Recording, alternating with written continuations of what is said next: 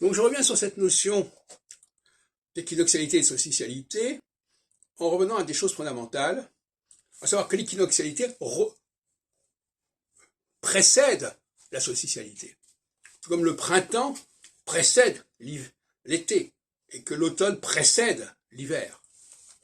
Donc le solstice, il vient dans un deuxième temps. D'ailleurs, le fait qu'il s'appelle solstice, ça veut dire que c'est quelque chose qui se termine. Non pas que le solstice, il n'est pas dans le commencement des choses, c'est l'équinoxe qui est dans le commencement des choses, il est dans la fin d'une phase de 15 ans d'ailleurs. C'est-à-dire la moitié d'un cycle de Saturne, pour les initiés à l'astrologie saturnienne exolse. Donc,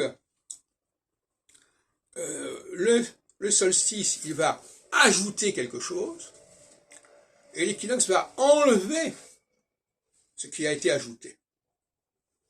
Pour commencer un nouveau cycle, il faut déjà enlever ce que le cycle, la partie solsticiale du cycle, c'est-à-dire la deuxième partie, les dernières 7 années, ont ajouté.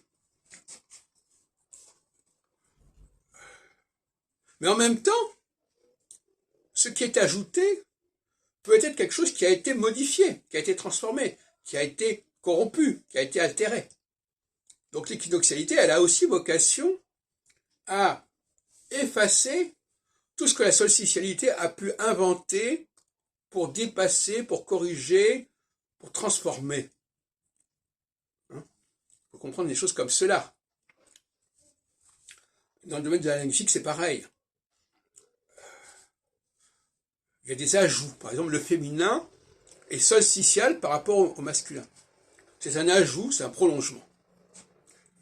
Donc la construction du français est d'abord matriciellement au niveau du masculin, et ensuite elle glisse vers le féminin pour revenir au cycle suivant, au cycle équinoxial suivant, au masculin. Et donc évacuer, se délester de ce qui a été rajouté à la phase solsticiale.